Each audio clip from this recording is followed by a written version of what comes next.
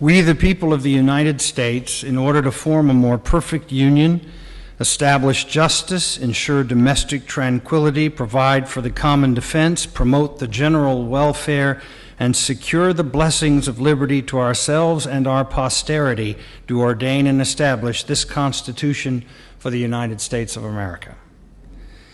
Mrs. Bethel made me memorize the preamble to the Constitution in the 5th grade, and I went around spouting it off at every opportunity, completely unaware, of course, that although the rhetoric is grand, it referred at the time to a more perfect union for white male land-owning aristocrats who had a small problem with the Indians who lived here first.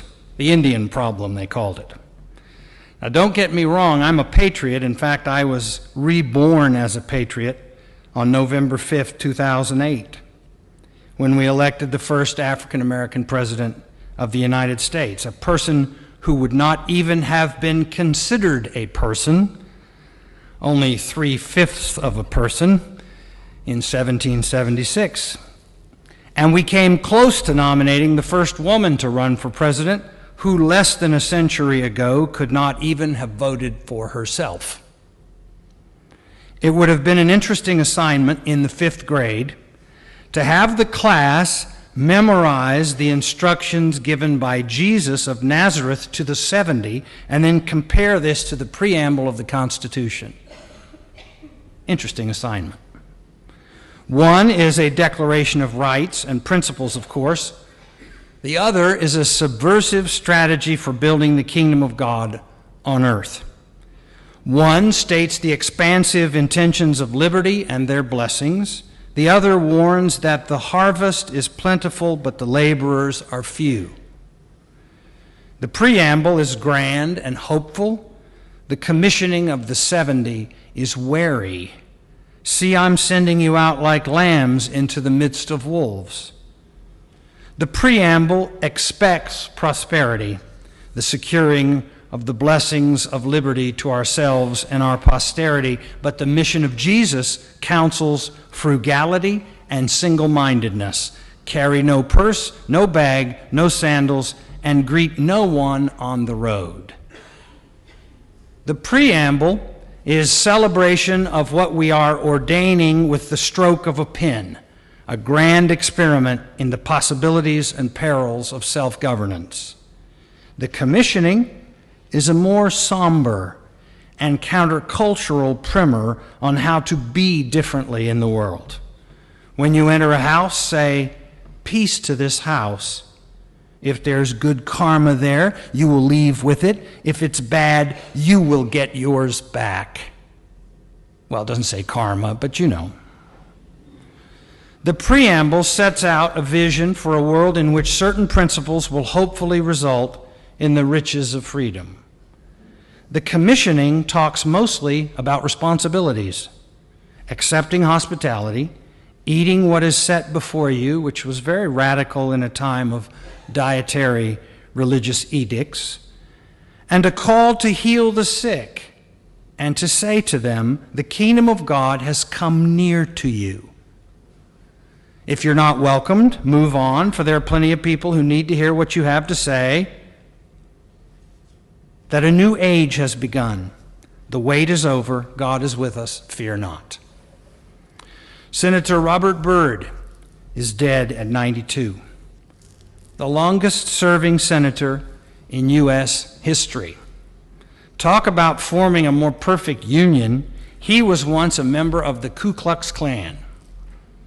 And he pushed back in the 60s against the Voting Rights Act and other measures to end segregation and discrimination, but in the end, like George Wallace, was transformed by life itself, by remembering where he came from, where he was going, and to whom he belonged. He was one of the last true rhetoricians in the Senate, as comfortable quoting Plato, Aristotle, and Cicero as Jesus, Martin Luther King Jr., and Emily Dickinson. Robert Byrd, may he rest in peace. He carried, as you know, a dog-eared copy of the Constitution in his back pocket. finding that in his later years he needed to take it out often and wave it at his fellow lawmakers and remind them that they all took an oath to preserve, protect, and defend it, and from time to time they should read it.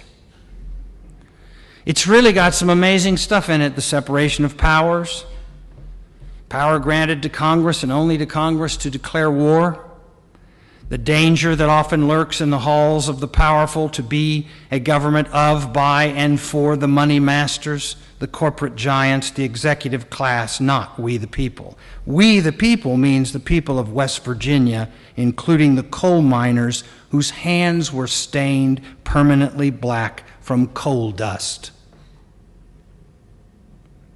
I think that in the church of the future, we might want to start carrying a dog-eared copy of the New Testament around with us, maybe in our back pocket, so that when things get too strange, we can pull it out and read the Sermon on the Mount.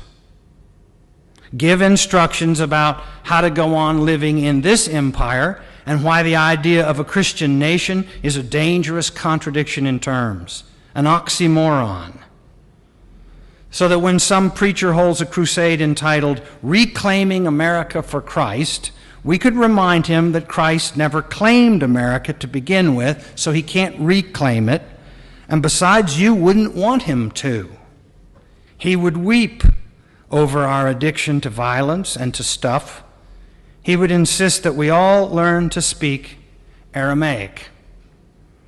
As a fisherman, he would be holding a wake for the Gulf of Mexico and standing with immigrants in Arizona. A visit to cleanse the temple would be, for Jesus, if he came back, a trip to Wall Street, where what we worship is the golden calf of greed. The future of the church does not rest with the continued myth that Jesus was God or that Jesus was an American.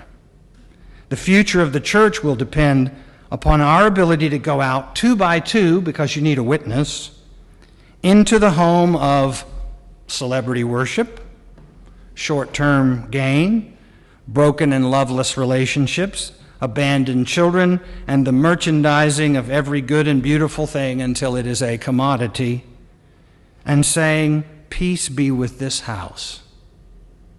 We're here to tell you something you will not hear on cable news. If you don't mind turning that off, thank you. Fear not. God has come near, and nobody gets voted off the island.